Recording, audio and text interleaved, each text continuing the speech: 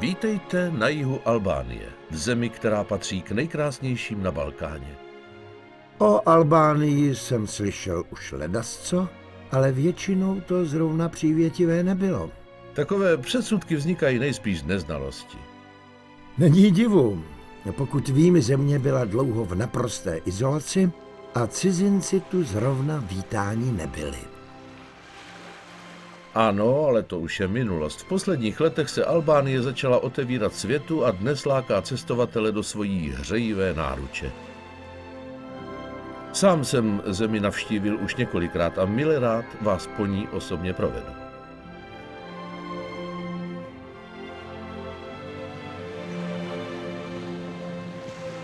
Takto liduprázdnou pláž jsem na pobřeží Jonského moře asi ještě neviděl. I proto sem rád jezdím. V Albánii si můžete najít krásné a klidné místo daleko od všeho schonu.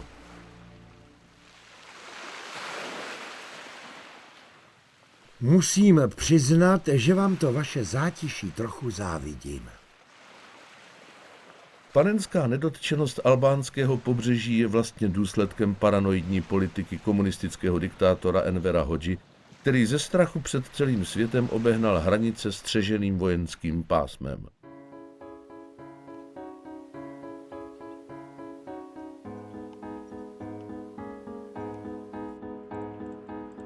Pokud vím, tak nejen hranice. Po celé zemi dal vystavět 700 000 bunkrů.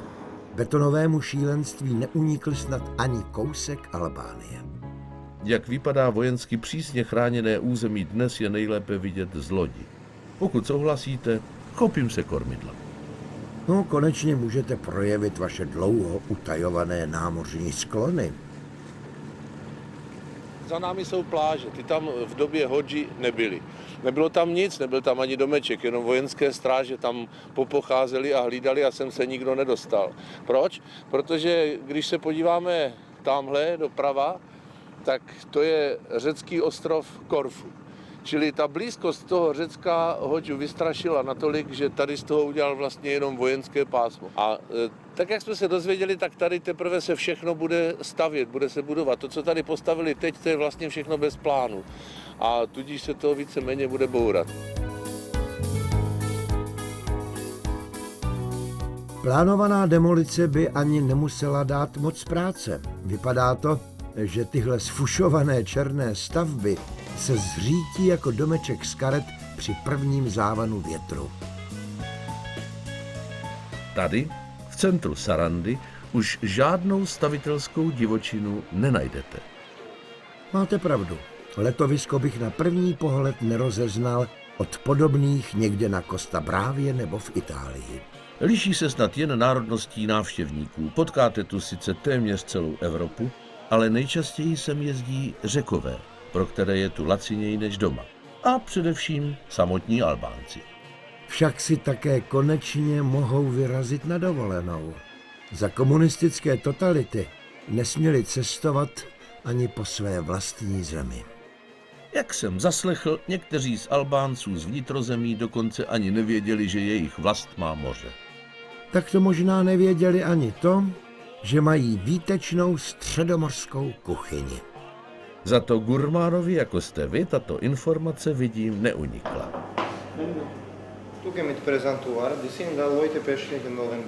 Šéfkuchař Giok Pezary ukazuje nejoblíbenější ze zdejších darů moře a věřte mi, že s nimi dovede hotové čáry. Kulinářskému umění se učil i v zahraničí.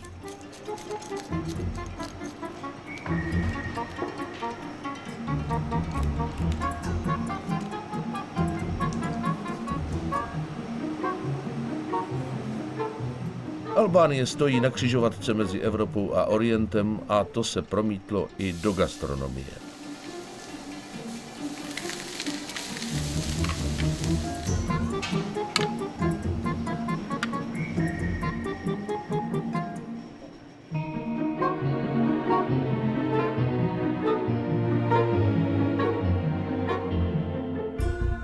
V skutku virtuózní symfonie chutí, barev a vůní.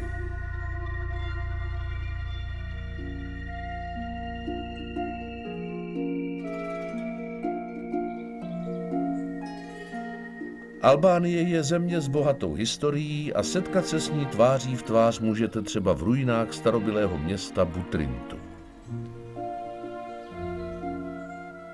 O Butrintu rozhodně neslyším poprvé. Pro svoji jedinečnou zachovalost byl zařazen na seznam světového dědictví UNESCO. Najdeme zde stopy všech velkých epoch, kterými město za 2,5 tisíce let historie prošlo. Od dob starého Řecka a Říma až po nadvládu byzantské a nakonec Osmanské říše. Památka je příkladně udržovaná, jen nerozumím tomu, proč jsou mozaiky v bazilice téměř všude zasypané štěrkem. Prý je tak chrání před povětrnostními podmínkami, ale také před nevítanými návštěvami. V minulosti už mnoho skvostů padlo za oběť rabování.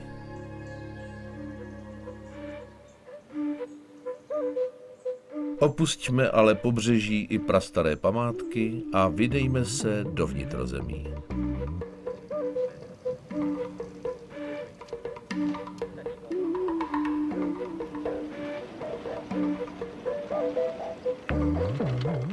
Zdá se, že cestování po vnitrozemí vyžaduje dost trpělivosti. V údolích je třeba překonat řeky, v horách zase řeky ovcí.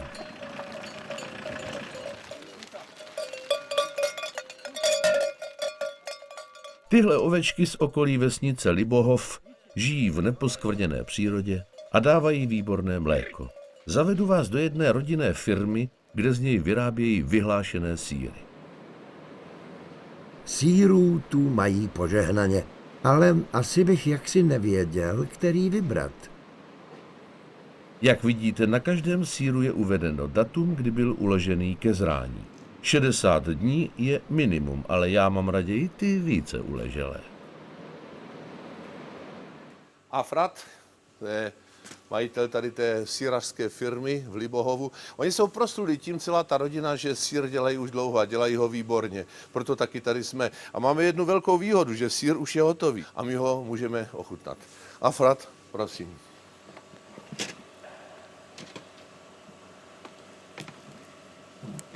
Ono to jde stuha, nemyslete si. Sýr drží pěkně pohromadě a jmenuje se kačkaval. Aha, no tak to jste mohl říct hned, že jde o kačkaval. Vedle fety je to nejznámější sýr celého Balkánu, i když v každé zemi ho dělají trochu po svém. Pokud je dobře vyzrálý, měl by být až palčivě slaný s jemně pikantním nádechem. Co říkáte? No to je paráda.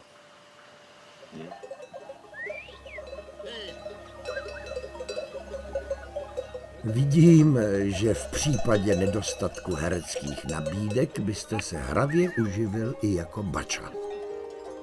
Jen se mi klidně vysmívejte, náhodou si to dokážu docela dobře představit. Celý den bych se toulal po horách, stéblo trávy v koutku úst. Odpočíval bych na měkké slávně a od rána do večera bych si zpíval.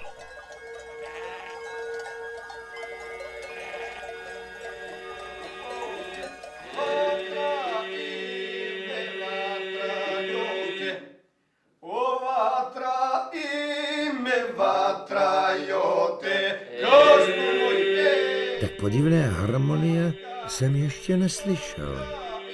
Jedná se o takzvaný isopolyfonický zpěv, s jehož tradicí se nikde jinde na světě nesetkáte.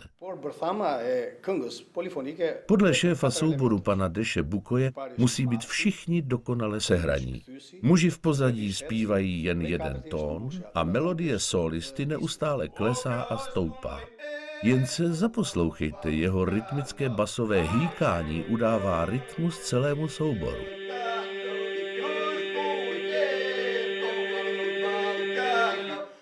Bez těchto zpěvů se v jižní Albánii neobejde žádná slavnost.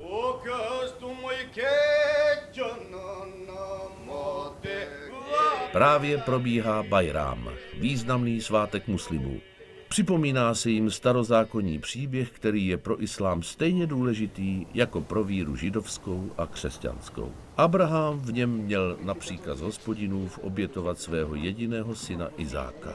Ale posel Boží ho na poslední chvíli zastavil řka. Nevztahuj ruky své na dítě, aniž mu co čiň, neb poznal jsem, že jsi bohabojný. I šel Abraham a obětoval z kopce místo syna svého.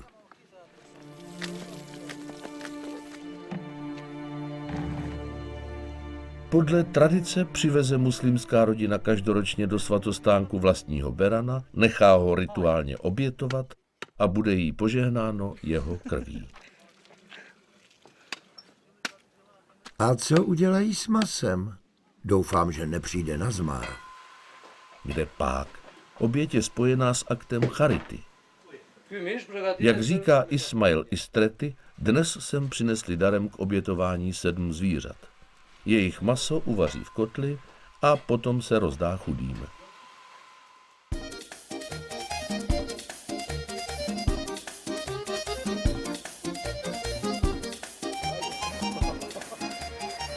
Dorazili jsme do jednoho z nejkrásnějších historických měst v Albánii. To je přece slavná Gjirokastra. Je s podivem, že její historické centrum, na rozdíl od mnoha jiných, přežilo tvrdé komunistické časy.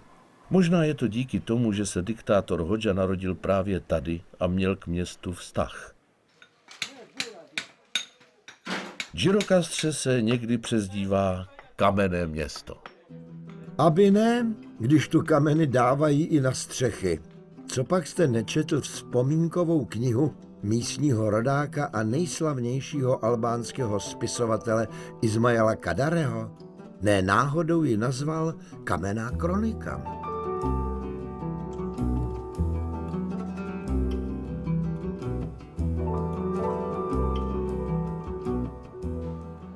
Je zvláštní, že tu vyrostli 2 tak rozdílní velikáni. Hodžu město Kamene inspirovalo k tvrdému režimu A Kadareho zase k jeho nejpoetičtějšímu románu.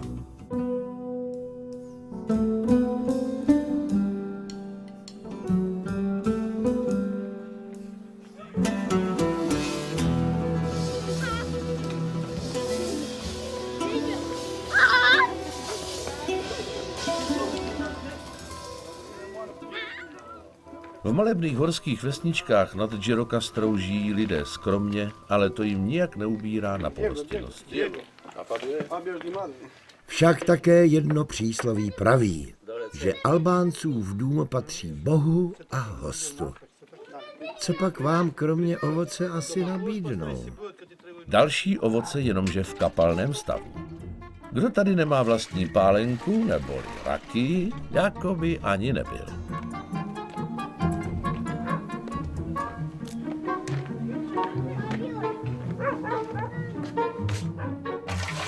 Rakia by se přece měla vyrábět jen z hroznů. Tak je tomu v sousedním Řecku. V Albánii slovo rakia znamená zkrátka pálenka a ta může být z čehokoliv, hlavně když je dobrá. Mezi zdejšími muži je to otázka prestiže. Jenomže zatímco se pánové holedbají svými kořolkami u stolu, ve skutečnosti je pro ně pálí jejich ženy. Některé zvyklosti jsou nespravedlivé, ale nějak nám to vyhovuje, ne? A už se to nese. Tak jen odvážně do toho. Snad se ještě někdy uvidíme.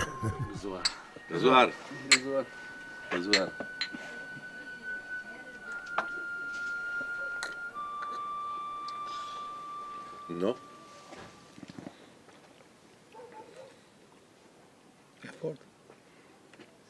Je dobrá. Zrovna jistým krokem nevládnete. To asi nezůstalo jen u jedné šťopičky. Pojďte raději dolů. S radostí? Pod tímhle starobylým mostem z dob Osmanské říše se člověk zbaví kocoviny raz, dva.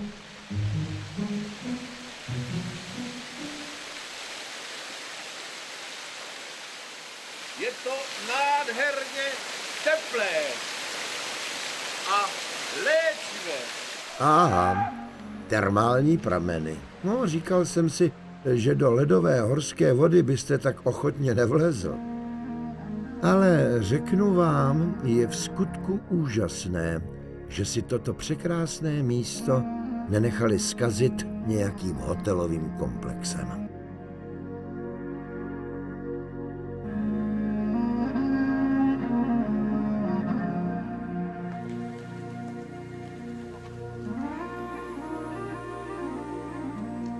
Pokaždé, když přijedu do Albánie, překvapí mě nebývalý smír, který vládne mezi příslušníky různých náboženství.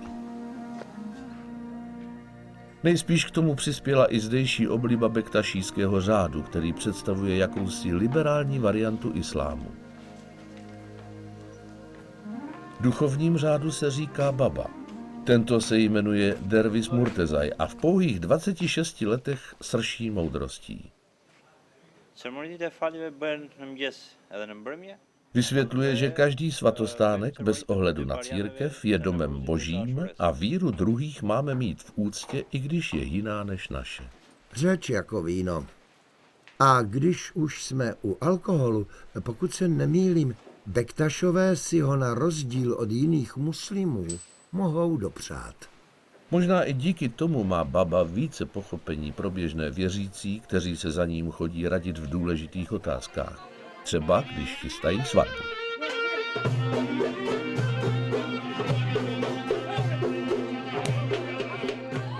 Pokud Albánci slaví svatbu stejně vydatně jako v jiných balkánských zemích, tak to se máme na co těšit. Rozhodně. Tato zásadní životní událost se nebere na lehkou váhu a slaví se hned po několik dní. S přípravami se začíná u ženicha, kde se sejdou všichni jeho blízcí. A jak vidím, zřejmě mezi ně patříte i vy? Nedivte se, Albánci jsou na svoji vlast velmi hrdí. A kdo si ji zamiluje, snadno tu najde přátele. Po krátkém pohoštění a přípitku vyrazíme s celým průvodem k sousedům provodu na holení. Že by jim doma netekla? Ale ne, jde o tradiční zvyk. Voda nesmí být ze ženichova domu. V romantičtějších časech se pro ně chodilo až do lesa ke studánce. Zatímco dneska se spokojí s kohoutkovou od sousedů. Julian Karafili, ženich na holení. Asi to nestihl ráno v koupelně. Prosím vás, nezlehčujte to. Sledujeme nejdůležitější moment dne. Tímto rituálem se stává z chlapce muž a opouští rodný dům. Dospěje vlastně tím, že z něj udělají holobrátka. Není snad k zulíbání. Vy si nedáte pokoj. Zrovna teď, když je celá rodina tak dojatá.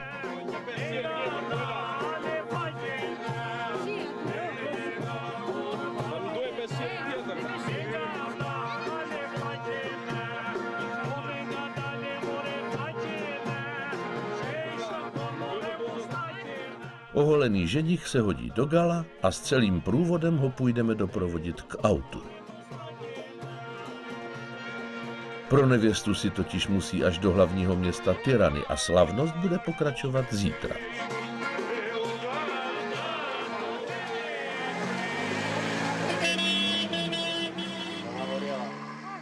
Než se ženich i s nevěstou vrátí, pojďte se podívat do Permetu na pravoslavnou mši.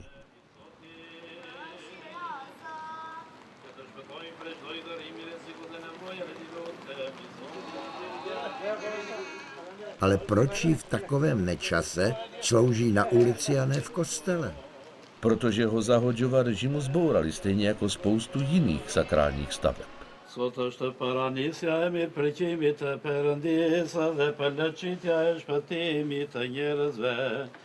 Ale zdá se, že víra zvítězila. Jde to i bez kostela. To sice ano, ale věřící by si zasloužili důstojnější podmínky. Církev se snaží dostat zpět pozemky na stavbu nového kostela, jenomže na ty si brousí zuby i místní biznismeni. Kupci nebo chrám boží? To je doslova biblický spor.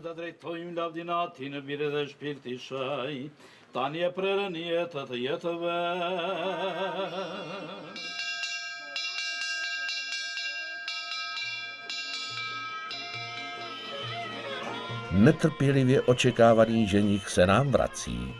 To jsem zvědavý na nevěstu.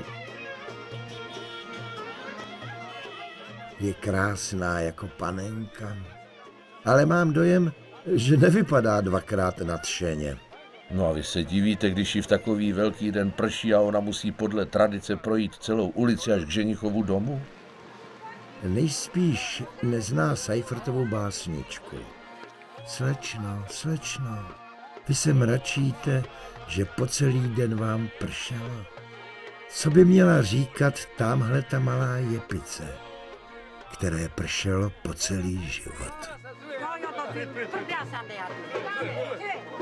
Na prahu už nevěstu vítají budoucí tchyně a tcháni. Nejdřív je třeba podstoupit rituály, které mají jejímu příchodu do domácnosti požehnat.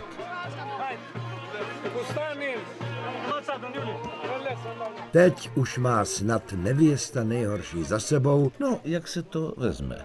Ještě musí ve svatební róbě několik hodin pózovat na rodinných fotografiích ve všech možných kombinacích. I v té česko-albánské.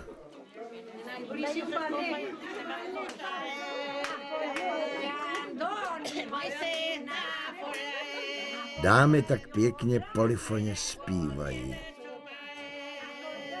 Nechtěl byste přihodit i nějakou tu vaši?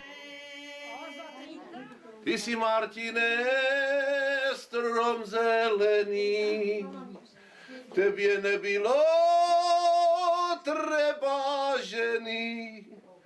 Ty jsi mohl chodit po frajarkách, tak jak holubek po hambalkách. To jste se tedy za pozvání odvděčil pěknou písničkou. Ještě, že nikdo nerozumí moravštině. A je ruka v rukávě. Dosud jsem měl pocit, že svatbu si užívají všichni kromě novomanželů. Ale tak to konec konců často bývá i na svatbách u nás. Teď už z oslavenců napětí opadne. Nezbývá totiž než dosytosti jíst, pít, tančit a veselit se, dokud budou síly.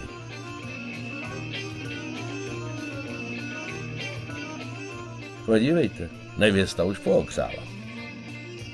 A jak vidím, nejen ona. Máte opravdu neotřelý styl.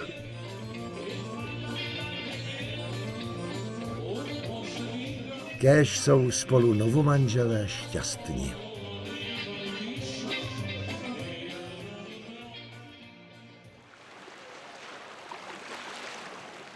Po náročném svatebním hodování působí příroda jako balzám na duši i tělo.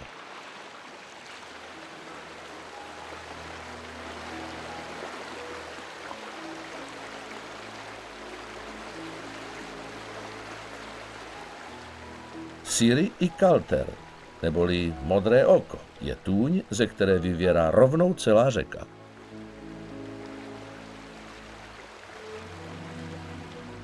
A voda je úplně čistá a průzračná, stejně jako okolní krajina. Musím uznat, že mě Albánie opravdu uhranula. Bylo mi potěšením dělat vám průvodce. Jižní Albánie ukrývá opravdové bohatství, panenskou přírodu, nedotčené pobřeží i vřelé a pohostinné obyvatele. Tak miru pavším. Nashledanou, krásná Albánie.